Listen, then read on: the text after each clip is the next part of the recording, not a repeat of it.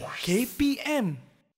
Rabbi syrah li sadri wa yassir li amri wahlul 'uqdatam min lisani yafqahu qawli. Amin amin ya rabbal alamin. Assalamualaikum warahmatullahi wabarakatuh dan salam sejahtera diucapkan kepada seluruh penonton Didik TV KPM. Anda bersama saya Aiman Sufian pada hari ini dalam mata pelajaran pendidikan Al-Quran dan As-Sunnah. Siapakah guru yang akan bersama dengan kita pada hari ini? Jom kita saksikan profil guru kita.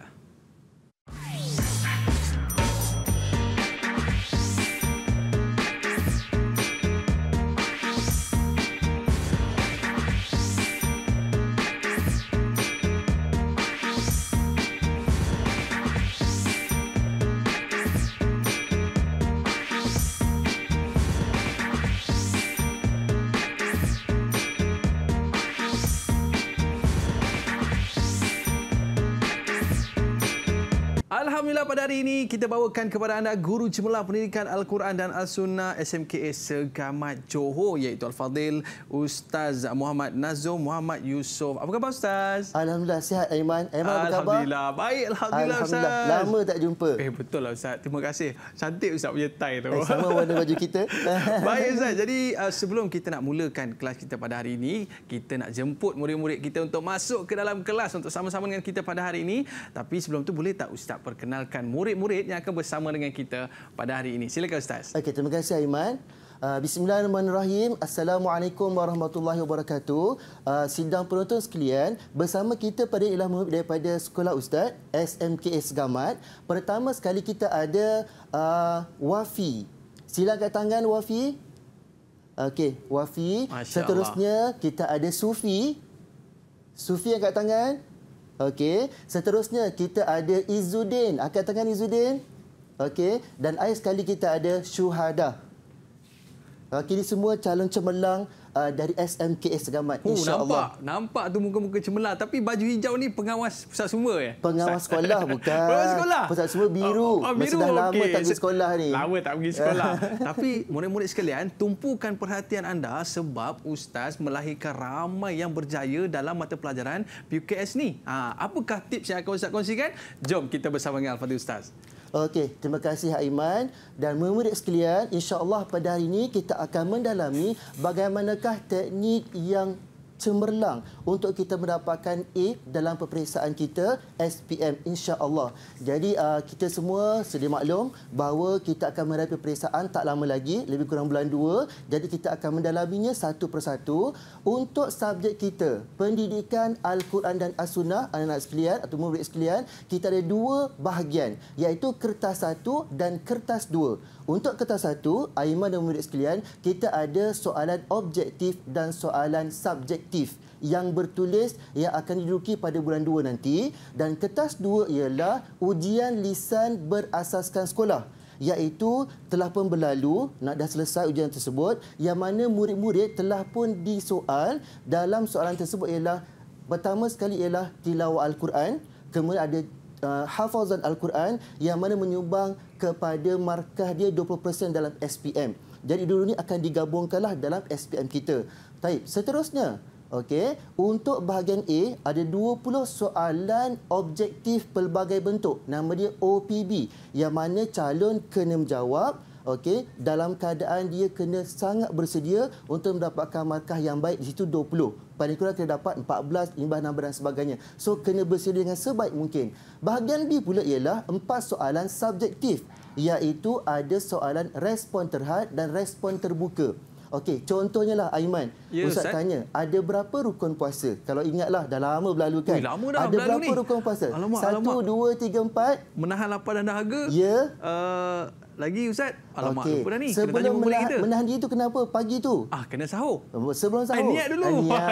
Niat kita di malam hari kalau mazhab Syafi'i kan. So, respon terhadap maksud dia tak boleh tambah, tak boleh kurang. Kalau saya tanya ada berapa rukun puasa? 2. niat dan juga menahan diri. Maknanya kalau Aiman jawab 3, 4, 5, kosong. Alamak. Jadi respon terhad ni fokusnya kepada pengertian istilah. Glosari macam kalau saya tanyalah maksud dia apakah maksud Al-Quran? Apakah maksud nuzul Quran? Itu semua maksud dia terhad. Kena hafal sama dalam buku. Tak boleh reka, Ustaz? Tak boleh. Kalau Aiman reka-reka dapat 1/2 ataupun kosong. Kalau misalnya perfect sama dalam buku 2/2. Jadi Ustaz berharap semua calon dapat menghafal dengan baik pada bahagian ini supaya bila keluar pengertian itu sama dalam buku, dapat 2/2. Okey, boleh semua calon SPM 2022 insya-Allah. Jadi itu untuk respon terhad. Manakala respon terbuka untuk soalan kebat kita. Kebat kita ada 6 markah. 6 markah itu pertama ialah fakta, huraian lengkap, dalil, huraian dalil juga rumusan. Apa-apa jawapan Aiman dan juga murid sekalian yang bersesuaian dengan soalan, ada di punya dalil, dapat 6 markah. Jadi sebenarnya mudah. Okey, paling lemah pun dapat 4. Fakta boleh, huraian lengkap boleh dan rumusan. Itu paling kurang dapat 4/6. Itu untuk bahagian B yang mana kita akan dalam soalan kita SPM nanti. Okey, seterusnya bahagian A tadi tu jawab semua 20 soalan OPB, satu soalan 1 markah. So bersamaan dengan 20 markah. Itu untuk bahagian A. Okey, dan untuk bahagian B pula jawab semua 4 soalan, satu soalan 20 markah bersama 80. So 80 markah bahagian B tambah dengan bahagian A 20 markah bersama 100/100. 100% ini dalam SPM sebenar diwajarkan menjadi 80%. Okey, murid-murid Ustaz boleh faham tak dekat situ? Sufi, boleh faham? Okey, tunjukkan. Boleh, Ustaz. Boleh, Alhamdulillah. Jadi Ustaz akan semua dapat faham supaya dapat bersedia dengan baik dan sebagainya. Okey, kita punya soalan. Cakupan konteks soalan ada 6 bidang. Yang pertama ialah bidang pengajian Al-Quran. Kalau Aiman ingat dan murid ingat, di dalam kelas kita akan ada tilawah Al-Quran. Kita tilawah Al-Quran, kita membaca surah Al-Kahfi, surah Al-Mulk, surah Al-Waqiah. Kemudian kita ada hafazan surah Yasin dan Sejadah. Okey, dan kita akan belajar tajwid dekat situ. Itu sangat penting untuk bahagian ini yang pelajar kena kuasai. Dan semua bahagian ini telah pun ditanya pada ujian ataupun dalam ujian kertas 2 yang dah selesai. Dah ada markah sebenarnya. Yang belum ialah bertulis pada bulan 2 nanti. Okey. Dan bila kita belajar tajuk demi tajuk, kita akan ada potongan ayat. Dalam potongan ayat tersebut kita baca ayat, baca maksud ayat, ada asbabun nuzul, ada intisari, ada pengertian, hikmah dan sebagainya, yang mana setiap daripada topik subtopik tersebut kita kena hafal dua-dua. Itu Aiman cara nak skor A+.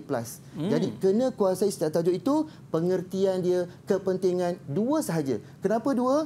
Dalam soalan kita terangkan 2, jelaskan 2. Jadi bila 2 itu sama dalam buku kita, itulah jawapannya sama dengan peraturan pemarkahan kita. Itu bidang pengajian Quran. Bila ada pengajian Quran, ada ulum Al-Quran. Dalam ulum Quran kita akan belajar apa? Sejarah Al-Quran. Bila diturunkan, okey, siapa penulis dia, apa berlaku pada zaman Sayyidina Abu Bakar, zaman Sayyidina Osman, Sayyidina Ali dan sebagainya, kita belajar di situ, iaitu belajar berkaitan sejarah Al-Quran. Adanya juga di situ nuzul Quran, adanya rasmul Quran, ada ilmu tafsir untuk menambahkan ilmu kita berkaitan Al-Quran. Jadi setiap hari kita baca Quran, kita tahu sejarah dia, menambahkan keyakinan kita kepada Allah Subhanahu dan Rasulullah SAW. Okey, itu pengajian Quran, ulum Quran. Kita ada pengajian Al-Hadis dahulu, iaitu kita akan belajar hadis Rasulullah, kita hafal hadis Rasulullah, kita tahu maksud dia, kita gunakan dalam kehidupan kita setiap hari. Dia kata 4 tajuk, dia kata 5 4 tajuk juga. Jadi kat situ kita kena kuasai, kena hafal hadis paling kurang kita boleh ingat. Contohnya lah, nikmatani maghbunun fihima kathirun minan nas, as-sihhatu wal farag. Itu benda-benda yang mudah hadis yang kita boleh ingat dan sebagainya. Jadi itu berkaitan pengajian hadis, kita kena kuasai pengertian dia Aiman dan juga murid sekalian. Kenapa? Supaya bila tahu pengertian, kita boleh mendatangkan intisari ayat. Maksudnya intisari hadis. Apa kita dapat daripada hadis tersebut? Pengajaran kita boleh ambil juga daripada pengertian tersebut, diolah menjadi jawapan. Jadi mudah kepada kita untuk skor pada bidang pengajian al-hadis. Bila ada pengajian hadis, kita ada bidang ulum al-hadis. Untuk sama juga macam ulum Quran, ilmu-ilmu dalam bidang hadis. Contohnya sejarah hadis, bagaimana dikumpulkan, kenapa pada awal penurunan Rasulullah tak bagi tulis, kenapa Rasulullah SAW bagi tulis dan sebagainya, kita belajar. Kemudian gelaran ahli hadis. Kalau kita ingatlah, matan, sanad, rawi, semua tu ada maksud dia yang murid-murid kena ingat. Supaya bila keluar dari segi istilah itu pengertian dapat dijawab dengan tepat sekali. Okey, itu bidang ulum al-hadis, menambahkan kita kepada hadis Rasulullah. Sebab itu bila kita tengok TV, kita tengok dalam surat khabar dan sebagainya, dalam buku, bila tengok hadis sahih saja mesti ingat Bukhari dan Muslim. Bila tengok kepada hadis yang bawah dia, martabat dia mungkin lebih rendah daripada Bukhari dan Muslim. Jadi kita akan mengetahui dengan lebih mendalam kat situ tentang ulum al-hadis. Seterusnya, akhlak Islamiah. Jadi bila kita belajar berkaitan akhlak, kita hendaklah mengamalkan dia. Semua yang ustaz-ustazah ajar di sekolah hendaklah diamalkan, diteruskan walaupun dah habis SPM. Betul tak Aiman? Betul, Ustaz. Jadi kita kena amalkan. Contohlah dekat sekolah, sembahyang berjamaah dekat surau, dekat rumah nanti pun sembahyang berjamaah. Dekat sekolah kita belajar Al-Quran. Kita ada menghafal hadis. Kat rumah kita teruskan juga. Ya. Okey, dan sekali akidah Islamiah. Itu dia di antara cakupan yang terdapat dalam mata pelajaran ataupun soalan-soalan di dalam PQS ni Ustaz ya. Ya, betul. Baik, kita nak berehat seketika. Para penonton jangan ke mana-mana. Tadi banyak dah Ustaz bagi tips kepada kita dan lepas ni lagi banyak Ustaz nak bagi kepada kita. Kembali selepas ini, sukses SPM 2022. Didik TV KPM.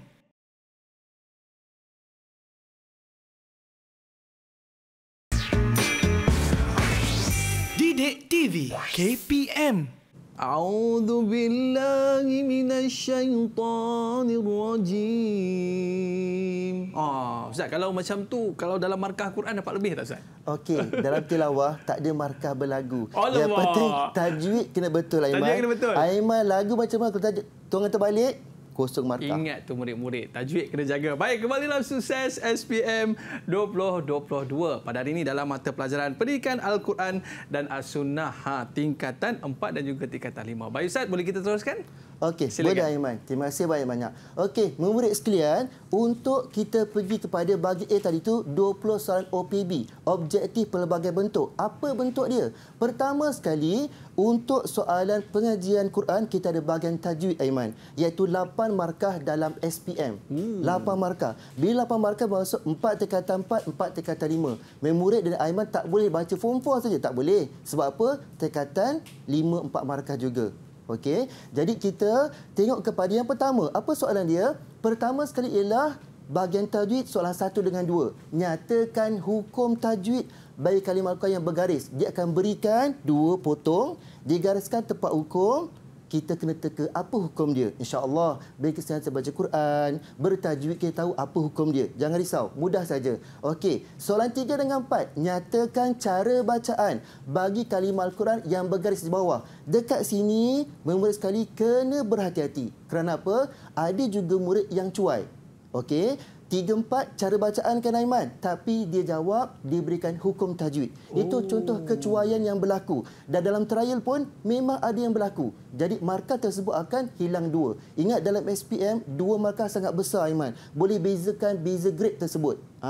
Daripada B+ jadi B contohnya. Jadi berbahaya. Jadi walaupun 2 markah, tolong jaga. Jadi murid-murid sekalian kena analisis dulu. Tengok apa potongan dia, tempat hukum dia apa. Hukum dia apa dulu? Baru tahu cara bacaan dia macam mana. Jadi kena berhati-hati pada soalan 3 dengan 4. Okey, soalan 5 dengan 6. Tulis istilah yang sesuai dengan pernyataan berikut. Lebih kepada pengertian. Dia akan berikan pengertian hukum tajwid. Contohnya lah, alif bertemu hamzah dalam 2 kalimah. Untuk apa Aiman? Ingat tak? Alif bertemu hamzah dalam 2 kalimah. Lupalah Ustaz. Mad jaiz. Mad jaiz. Lupa sangat ni. Itulah, lama sangat tinggal sekolah ni. Mad jaiz mufasil. Alif dalam 2 kalimah. Okey, itu contoh. Jadi Aiman dan murid kena hafal maksud. Kalau tak, Aiman dah kosong markah tadi tu. Rugi dah. Rugi. Dah dapatlah tu B+ jawapannya.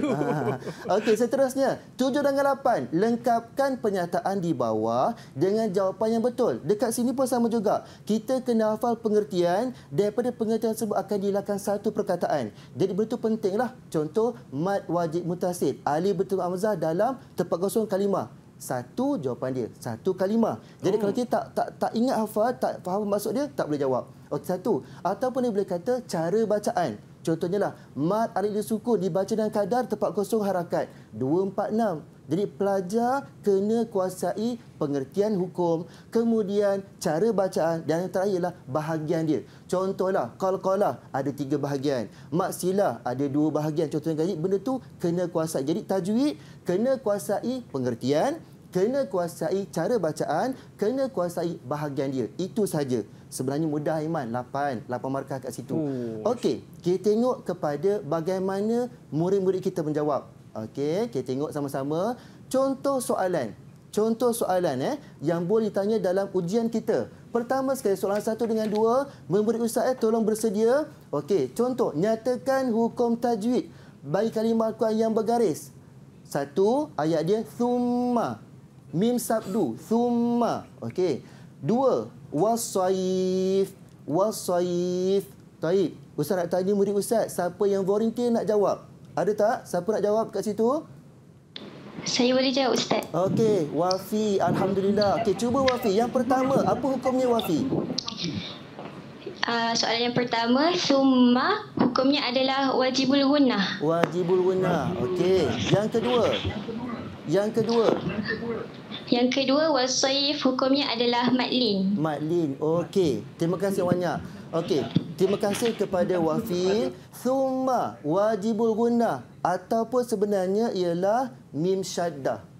Berhati-hati dari segi hukum dengan cara bacaan. Jadi tetap diterima juga. Jadi kena berhati-hati. Okey, thumma ialah mim syaddah ataupun nun syaddah. Okey, mim syaddah kat situ. Okey, wasaif ialah madlin tadi tu. Senang saja, okey. Baik, soalan 3 dengan 4. Okey, nyatakan cara bacaan. Ustaz terangkan tadi kan, nyatakan cara bacaan. Jadi murid kena tengok hukum, apa hukum dia, baru tahu cara bacaan dia. Yang pertama, dunihi multahada.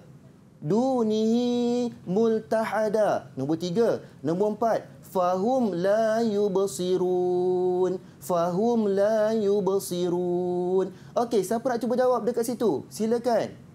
Okey, Saya tak. cuba. Siapa tu? Sufi. Sufi. Okey, silakan Sufi. Okey, untuk soalan 3, dunihi multahada. Kat situ kita baca dengan 2 harakat, Ustaz. 2 harakat, okey.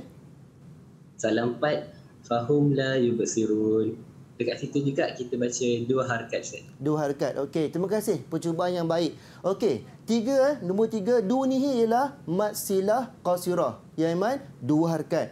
Kalau fahum la yubsirun ialah mad alif sukun 2, 4, 6. So dekat situ boleh diterima, dapat kat situ 4/4 markah. Itu contoh dia. Jadi yang 3 dengan 4 saya sebutkan tadi, jangan ada kecuaian. Itulah cara bacaan, bukan hukum. Ya, kat situ murid-murid kena berhati-hati.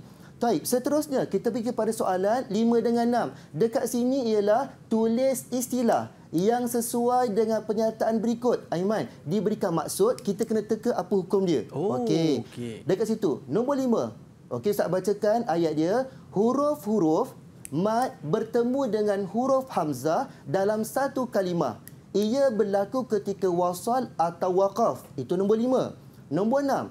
Huruf-huruf mad bertemu dengan huruf sukun arid ketika waqaf. 5 dengan 6 ni contoh ujian. Okey. Siapa nak cuba jawab dekat situ? Okey, silakan. Silakan. Okey, Zudin, silakan. Soalan nombor 5. Huruf-huruf mad bertemu dengan huruf hamzah dalam satu kalimah. Ia berlaku ketika wasal atau waqaf. So, jawapannya ialah mad wajib mutasil. Okey, betul. Seterusnya. Dan yang keenam, huruf-huruf mad bertemu dengan huruf sukun arid ketika waqaf. Jawapannya ialah mad arid disukun. Okey, ahsanta. Betul. Baik, seterusnya kita pergi kepada soalan yang ke-7.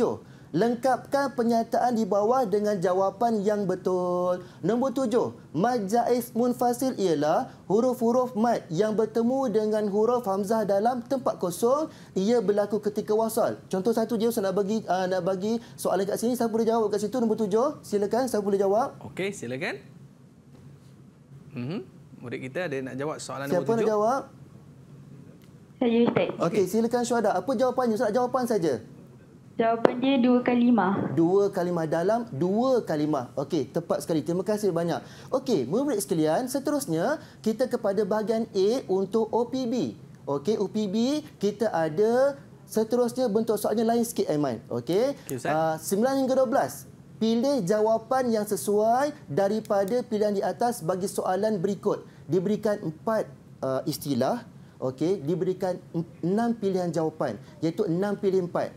Mana satu diberikan 2 sebagai untuk pilihan. Ataupun kacau. Ya, kacau. Kacau sebenarnya. So 6 pilih 4. 4 paling betul. Kena berhati-hati. Kena tengok betul-betul di pengertian dia. Okey, soalan 13 hingga 16. Pilih jawapan yang betul bagi pernyataan berikut, iaitu pengertian dan juga istilah-istilah yang lain. Maksud dia berikan 2 pilihan jawapan, satu yang paling tepat. Satu lagi tu pengacau. Sama juga. Jadi kita kena hafal, kita kena kuasai. Okey, soalan 17 hingga 20 ialah lengkapkan jadual berikut. Diberikan gambar rajah, kemudian kita akan kosongkan satu tempat. Calon kena jawab dengan tepat. Itu contoh. Okey, kita bagi contoh secara ringkas. Murid-murid sekalian. Okey, soalan 9 hingga 12. Contohnya ialah, okey, contoh. 9. Penurunan Al-Quran dari Allah Subhanahu Wa Taala ke Lauh Mahfuz. Seterusnya ke Baitul Izzah dan Nabi Muhammad SAW. Okey, kalau bolehlah. Okey, Aiman tolong jawab. Pilihan ke atas. Satu jawapannya. Ada sanad, Al-Quran, nuzul Quran, aurat, taklid dan matan. Apa jawapannya? Penurunan Al-Quran dari Allah SWT apa? ke Lauh Kat atas tu. Mahfuz, nuzul Quran. Yes, tepat sekali. Selamat betul. Itu dapatlah. Dah dapat tu makan situ. Sebab kalau Aiman baca, hafal, sebenarnya boleh jawab. Jadi apa kuncinya? Kita kena menghafal. Kita kena membaca. Jangan jemu. Selagi belum periksa, usahakan sebaik yang mungkin. Itu contoh. Okey, contohnya satu lagi yang paling mudah. Kita pergi kepada soalan lengkapkan gambar rajah. Peringkat-peringkat mengubah kemungkaran. Okey, mengubah dengan tangan, mengubah dengan lisan, mengubah dengan hati. Itu dia. Itu je, satu markah. Itu di antara soalan yang ada dalam peperiksaan nanti, Ustaz. Jadi untuk mungkin selepas ini, jadual. mungkin ada banyak lagi perkara-perkara penting yang akan Ustaz kongsikan kepada kita, para penonton. Murid-murid jangan berganjak lagi. Selepas ini, kita bertemu dalam Sukses SPM 2022. Kembali selepas ini. Didik TV KPM.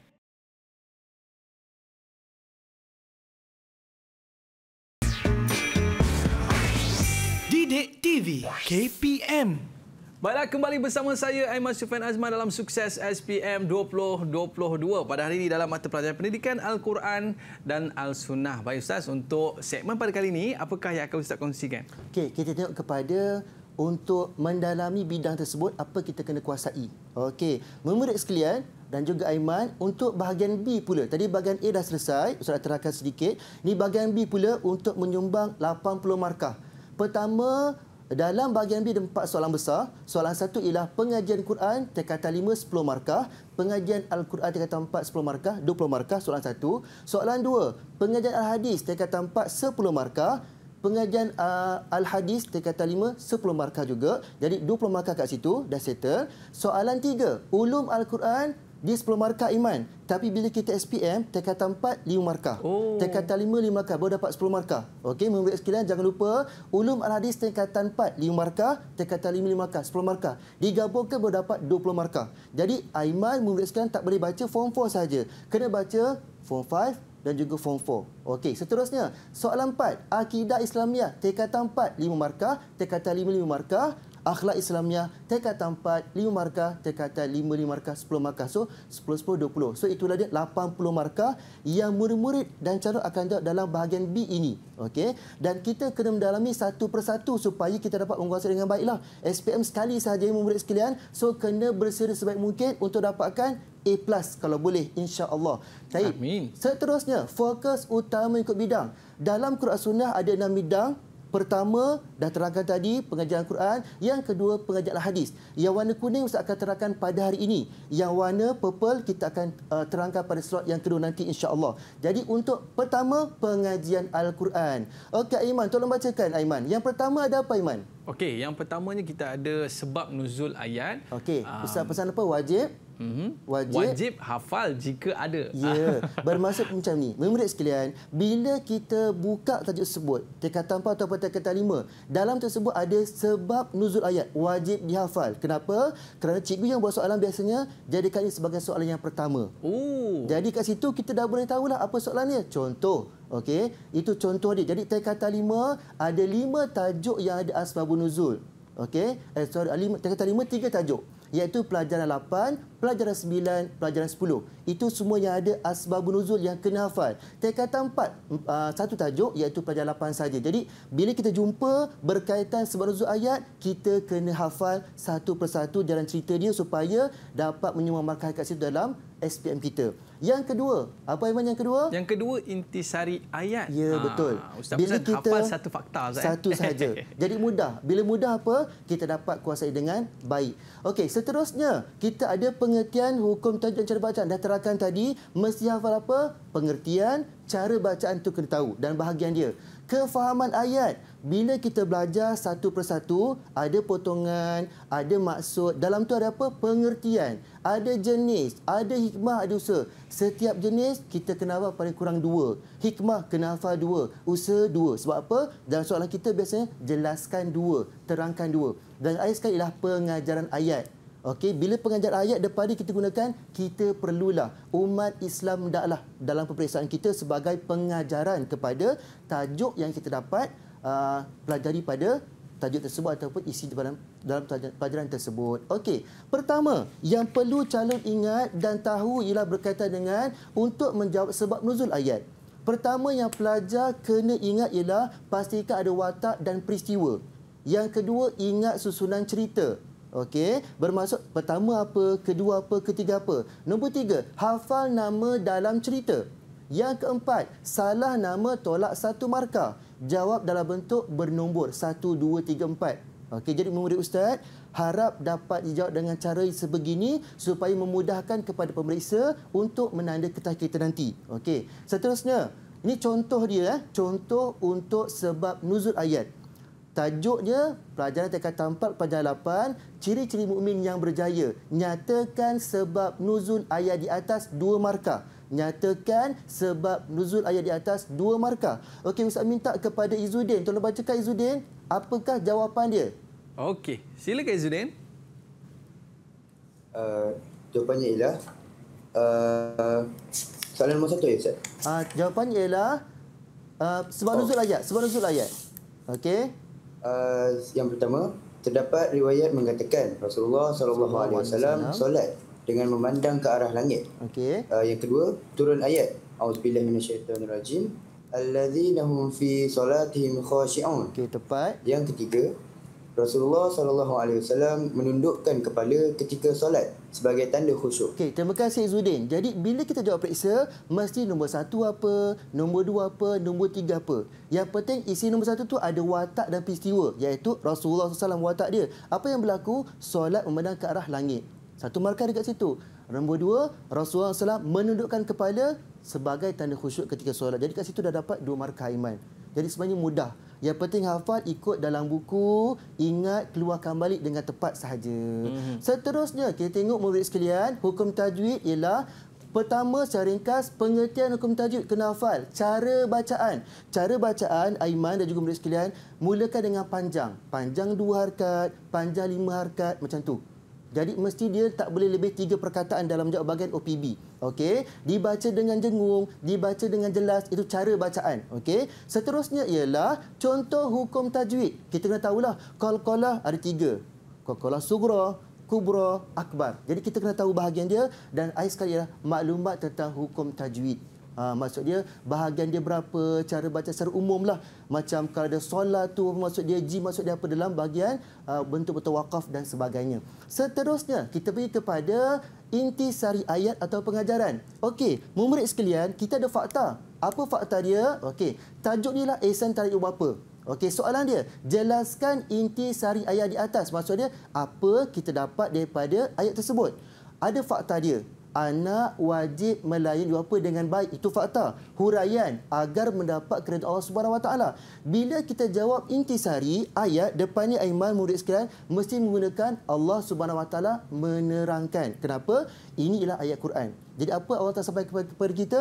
Ialah anak wajib melayani ibu bapa dengan baik. Itu ialah intisari. Kalau pengajaran, kita kena ingat depan ni mesti umat Islam hendaklah melayani ibu bapa dengan baik, ataupun kita perlulah melayani ibu bapa dengan baik. Itu fakta dia, baru tambah dengan huraian. Jadi dengan satu fakta Aiman dan murid sekalian boleh jawab untuk intisari, boleh jawab untuk pengajaran ayat. Dah dapat 4 markah kat situ. Jadi yang penting tahu bagaimana mengolah menjadi intisari ataupun pengajaran ayat. Taib, seterusnya Ustaz nak beri contoh kepada soalan kita. Okey, berdasarkan ayat surah An-Nur 35, surah An-Nur, okey. Berdasarkan yang di atas, soalan 1 Roman, jelaskan 2 intisari ayat. Dekat kelas kita dah belajar, okey. Kemudian kita kena memahaminya, kemudian kita kena jawab dan periksa ikut kepada soalan. Jelaskan 2. Okey, jadi kita kena tahulah bila jelaskan 2 mesti fakta huraian. Itu contoh dia. Kemudian soalan 2 Roman, jelaskan maksud nur menurut istilah.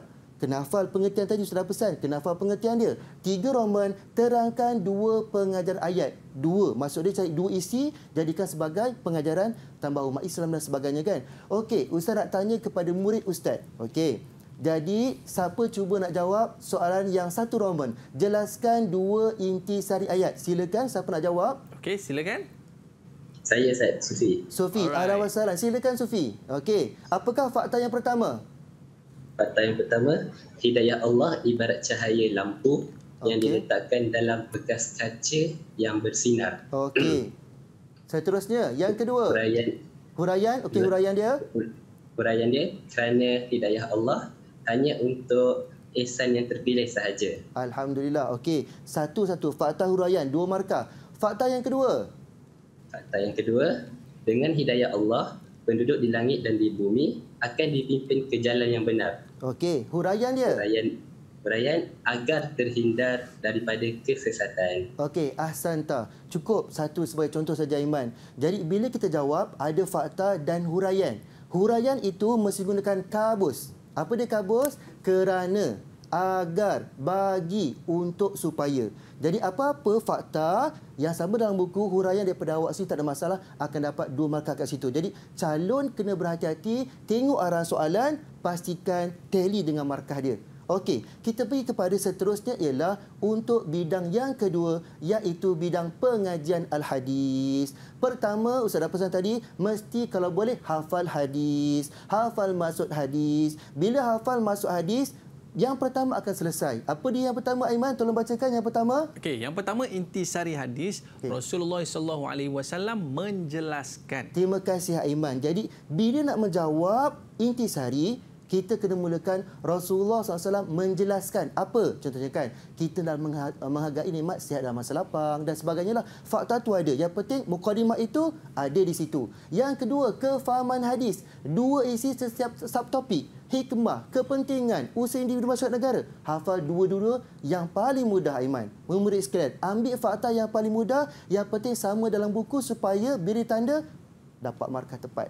2 per 2, 1 per 2 dan sebagainya. Okey, seterusnya usaha individu masyarakat negara. Okey, bila kita kata usaha individu, pertama mestilah membaca buku, mengkaji ilmu, bertanya kepada ustaz, itu individu. Kalau masyarakat mengadakan program di taman seperti ceramah nuzul Quran, mengadakan gotong royong, membersihkan taman. Itu semua program masyarakat. Mesti namakan program dengan tepat.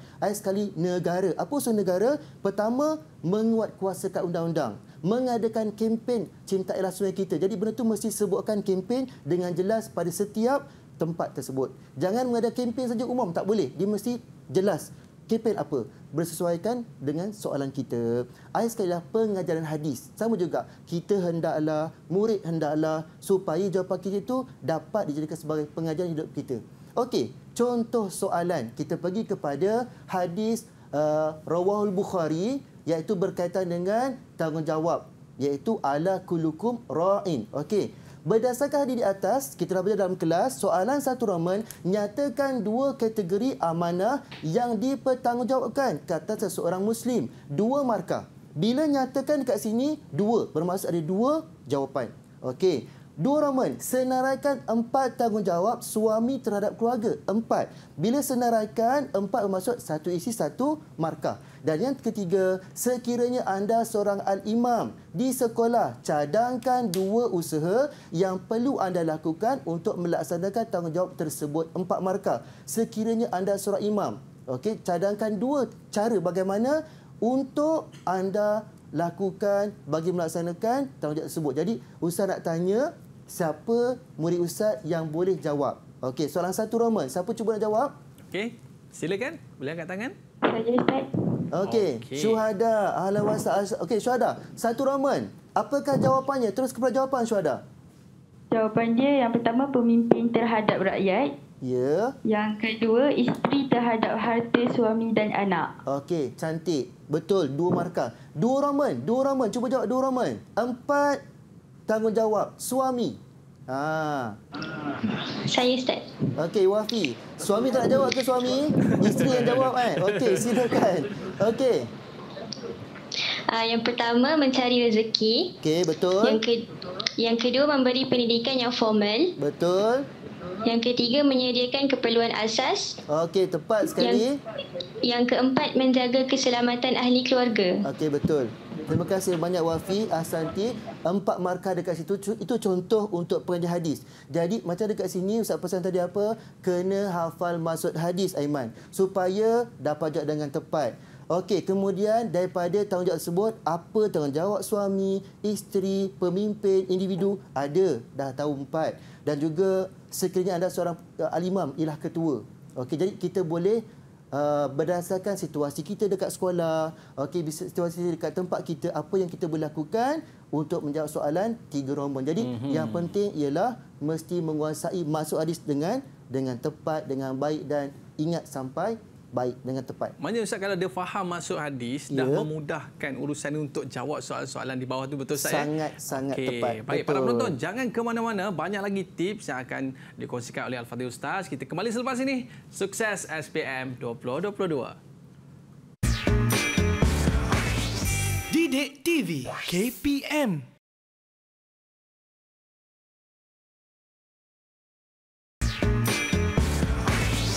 Didik TV KPM. Baiklah, kembali bersama saya Aiman Sufian Azman dalam Sukses SPM 2022. Baik Ustaz, biasa murid-murid kalau nak jawab soalan PQS ni Ustaz, dia suspend sikit dekat kebat ni Ustaz. Ya, betul. Tapi kalau dengan Ustaz jangan bimbang. Tenang dulu. Ustaz nak bagi tips yang menarik, panduan macam mana kita nak jawab soalan kebat. Silakan Ustaz. Okey, terima kasih Aiman. Betul. Kebat ini sebenarnya mudah Aiman. Tapi ada pelajar yang hilang markah kat situ. Kenapa? Tak memahami bagaimana jawab dengan mudah. Yang penting dapat markah. Kita pergi kepada slide seterusnya. Jadi murid sekalian, pertama sekali, kebat Quran Sunnah mesti 6 markah. Ada 4 soalan besar, satu tu ada 1 soalan. Bermaksud 6 kali 4, 24 lebih kurang markah dia. Okey, pertama ada stimulus. Apa dia stimulus? Untuk merangsang minda supaya memahami apa situasi yang diberikan. Ada gambar, ada ayat Quran dengan maksud dia, ada hadis dengan maksud dia, ada kata-kata hikmah mungkin, ada statistik mungkin tentang COVID, grafik dan sebagainya, yang mana benda itu akan memberikan idea awal kepada murid untuk menjawab soalan kebat. Jadi kita kena menguasai stimulus itu dengan mudah, dengan baik, dan cara yang paling mudah ialah kita meletakkan diri kita dalam gambar, dalam situasi supaya mudah untuk mendapatkan fakta yang tepat di situ. Itu dia punya cara untuk kita memudahkan menjawab. Seterusnya, okey, cara menjawab. Sebenarnya boleh gunakan bentuk karangan, boleh buat kotak. Tapi Ustaz sebagai guru suka calon jawab dalam bentuk kotak supaya tidak memanjangkan ayat dan sebagainya. Okey, kotak pertama ialah untuk fakta. Fakta pendek je, 4-5 perkataan saja. Dah boleh menjawab untuk soalan kebat kita. Yang kedua, kotak kedua gunakan kabus, kerana, agar, bagi, untuk, supaya. Pilih satu daripada 5 tersebut. Okey, huraian lengkap. Yang paling mudah Iman, gunakan kesannya sahaja. Ya Ustaz. Mudah sangat kesannya. Okey. Kemudian dalil kebat kita ada beberapa kaedah. Pertama, boleh gunakan ayat Al-Quran. Contohnya, qaulullah Ta'ala la taqrabu zina. Diterima. Ataupun masuk ayat Quran titik 2, janganlah kamu menghampiri zina. Diterima juga. Yang ketiga, boleh gunakan potongan hadis. Kalau Rasulullah SAW, innamal a'malu biniat. Diterima. Yang keempat, maksud dia Rasulullah titik 2, setiap amalan bergantung dengan niat. Diterima juga. Dan yang terakhir, perumpamaan dalam bahasa Arab. Contoh dia apa, Iman? Perumpamaan dalam bahasa Arab. Ya, satu. Atakal qamar. Boleh? Boleh ke Ustaz? Okey, boleh. Okey, manjada Wajada. al-waktu. Kasaif. Ya, al-aqlu salim. Fi jismi salim. Ingat lagi. Alhamdulillah. Betul. Itu semua boleh digunakan dalam kebat untuk Quran Sunnah. Tapi ingat, bila perumpamaan dalam bahasa Arab, mesti dalam bahasa Arab saja. Tak boleh terjemahan dia. Itu saja. Okay? Salah satu ke Ustaz? Salah satu. Salah satu daripada itu. Takkan tak boleh, Iman? Boleh. Surah lazim yang kita hafal, ayat Quran kita boleh guna sebagai kebat. Yang penting kena dengan fakta. Itu saja. Okey. Kemudian huraian dalil. Kita kan dah bagi ayat Quran tadi, Aiman. Okey. Kita kena tulis mafhum ayat di atas menjelaskan apa? Kita dalam melakukan perbuatan zina. Contohnya kan. Hadis di atas menjelaskan setiap amalan bergantung dengan niat. Satu lagi ialah perumpamaan di atas menjelaskan siapa berusaha dia akan berjaya. Itu saja. Mudah. Kemudian kesimpulan fakta huraian. Itu saja. Jadi sebenarnya itulah dia rangka jawapan yang calon kena kuasai dalam kebat kita supaya dapat 6/6 markah. Sebab itulah kalau misalnya calon susah sangat dapat dalil, paling kurang fakta ada, huraian ada, dalil huraian lengkap pun ada dan juga rumusan. 4 markah tu mesti dalam tangan, Aiman. Juga calon semua sekali. Okey, jangan tak cuba jawab. Okey, kita pergi kepada contoh. Ada situasi. Apa situasi dia? Okey, pergaulan bebas adalah salah satu punca berlakunya masalah sosial dalam kalangan remaja. Aiman, apa soalannya, Aiman? Soalan ni berdasarkan perkara di atas, cadangkan usaha ibu bapa bagi mengelakkan perkara tersebut berlaku. Ya, betul. Jadi nak kita mudah jawab, kita masuk menjadi sebagai apa, Aiman, kat situ? Ibu bapa. Ibu bapa. Sebagai bapa, sebagai isteri, contohnya kan, ibu, apa yang kita buat untuk anak kita terlibat dengan masalah sosial. Itu sahaja. Jadi sebenarnya mudah untuk kita jawab. Kalau sebagai bapa, Aiman, apa yang kita kena buat? Kita kena tunjukkan tauladan yang baik. Ya, betul. Memantau anak-anak kita. Okey, tanya ke mana sekarang, kat mana. Itu contoh je lah. Okey, kita pergi pada contoh jawapan yang Ustaz berikan supaya mudah difahami. Fakta dia, Aiman. Memberikan didikan agama sejak dari kecil. Hantar ke sekolah agama. Okey, untuk belajar agama mudah sebenarnya. Yang kedua, huraian. Ustaz kata gunakan kabus. Kerana didikan agama dapat menjadi peranti dalam kehidupan seseorang.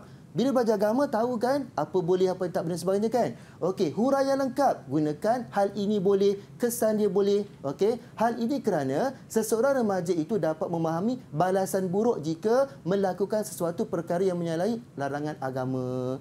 Okey, dalil berkaitan dengan pendidikan. Mesti tally, Aiman. Dekat sini dalil kan? Sama dengan fakta ini. Mesti dia selari. Kalau Rasulullah SAW, talabul ilmi faridatun ala kulli muslim. So, kena dengan memberikan didikan agama. So, anak-anak kena berhati, saudara sekalian, fakta mesti disokong oleh dalil yang tepat. Huraian dalil. Hadis di atas menyatakan setiap Muslim wajib menuntut ilmu. Rumusan. Kesimpulannya, ibu bapa hendaklah sentiasa mengawasi tingkah laku anak-anak agar sentiasa mengamalkan akhlak yang mudah dalam hidup. Inilah contoh, Aiman, dalam kebat kita. Mudah ke susah? Simple ke, Ustaz? Ya. Tapi dapat markah penuh, Ustaz? Betul. Ustaz kata short and sweet. Short and sweet. Yang penting 6 markah. Itu saja. Yang penting cuba dapatkan 6 markah. Okey, murid sekalian, kita pergi kepada contoh. Okey, satu contoh saya berikan kepada kamu untuk kamu fikir dan jawab. Contohnya lah, soalan dia ialah adab ketika menziarahi orang sakit dari aspek emosi. Menggunakan tutur bahasa yang lembut, ya kan? Bila kita melawat orang, memahami kesusahan pesakit dengan cara membantunya, mengambil wuduk ke, nak bergerak dan sebagainya, melayan pesakit dengan mesra, tanya khabar dan sebagainya, bermaris muka sepanjang masa duduk dengan mereka, sabar dengan rungutan pesakit. Soalan dia, berdasarkan maklumat di atas, bincangkan akibat kepada pesakit sekiranya pelawat tidak melakukan tuntutan tersebut. Datang muka serius. Datang muka macam menyusahkan aku je. Contohnya kan. Datang tak buat buah, tak buat apa kan. Jadi apa akan berlaku kepada pesakit? Contohnya, Aiman. Lagi apa? Lagi sakit, Zat. Lagi stres lah kan. Betul tak? Nak cepat baik ke nak baik kalau macam tu? Kalau macam tu jadi lambat baik pula. Jadi lambat baik lah jawapannya kan. Jadi itu di antara sebenarnya itulah jawapannya dalam peperiksaan kita. Okey, siapa cuba nak jawab ya? Okey. Ini jawapan Ustaz. Okey, tapi itulah tadi yang kita bincangkan tadi itu. Pertama, kata-kata yang tidak berlapik mengganggu emosi pesakit. Kerana apa? Kerana pesakit mudah terasa hatilah. Sebab dia kan rasa macam menyusahkan orang dan sebagainya kan. Walaupun dia tak nak sakit tu. Tapi itulah yang berlaku kan. Kesannya apa? Boleh membawa mudarat kepada pesakit seperti bertambah tertekanlah dia. Stres dan sebagainya. Okey, bila kata-kata tadi tu, apa dalilnya? Kalau Rasulullah SAW, "Idza hadaratumul marid au al-mait fakulu khairan." Apa mafhum dia? Mafhum hari di atas menjelaskan kepada kita supaya berkata yang baik apabila mencari orang sakit. Rumusannya, justru itu kita adalah sentiasa menjaga kelakuan kita sebagaimana yang diajar oleh Nabi SAW agar kita tidak menyakiti orang lain. Jadi benda itu semuanya mudah. Yang penting ikut turutan dia, fakta, huraian lengkap, dalil, huraian dengan rumusan. Jadi itulah dia cara yang terbaik, mudah untuk jawab dapat 6 markah dalam kebat kita. Seterusnya, panduan yang kita boleh gunakan juga dalam peperiksaan kita, iaitu pertama, tulis kegiran kad pengenalan dengan baik pada buklet kita. Okey, persediaan ulang kaji mesti hendaklah cukup. Seterusnya, fahami soalan dengan betul. Ikut pandu markah yang diberikan. Jadi, Ustaz harapkan murid semua, calon semua dapat bersedia dengan baik supaya peperiksaan tersebut dapat dilalui dengan baik. Dan kena ingatlah, SPM sekali saja, Aiman. Tak ada ulangan pun. Kita tak ada orang 2 kali SPM kan. Jadi, cuba yang terbaik supaya dapat result yang baik. Dan juga kita dapat cemerlang dalam kehidupan kita. Kerana apa? SPM ini ialah langkah pertama untuk cemerlang di masa hadapan. Jadi, Ustaz doakan semoga semua calon dapat bersedia dengan baik. Bacalah buku Rasulullah banyak-banyak. Setiap hari mesti baca walaupun setajuk. Okey? Baca. Glosari kena hafal. Walaupun 5 setiap hari. Yang penting kita kena simpan. Nanti masa periksa mudah-mudahan dapat dipermudahkan, dapat dikeluarkan, diingat semula dengan baik. Jadi, usahalah selagi mampu untuk kecemerlangan kita. Orang kata usahalah sehingga penat, Aiman. Itu dia. Jadi saya bila dengar kata-kata Ustaz, dia rasa macam nak ambil SPM sekali lagi pula kan. Rasa macam tak dapat A dulu ni. Nak ulang Quran Sunnah dapat A+ ni, insya-Allah. Itulah. Alhamdulillah, mudah-mudahan saya kita doakan murid-murid kita dapat A+ Amin. dalam SPM nanti. Amin ya rabbal alamin. Dan juga penonton-penonton kita kat rumah tu juga. Kita doakan mudah-mudahan dapat A+. Dan kita nak ucapkan jutaan terima kasih kepada Al-Fadhil Ustaz jauh datang daripada Johor untuk mengajar kita pada hari ini. Dan juga terima kasih kepada murid-murid kita yang cerdik pandai pada hari ini. Pengawas-pengawas pula tu kan. Okey, ada rezeki kita jumpa lagi. Bye-bye. Ila liqa ma'assalamah. Assalamualaikum warahmatullahi wabarakatuh.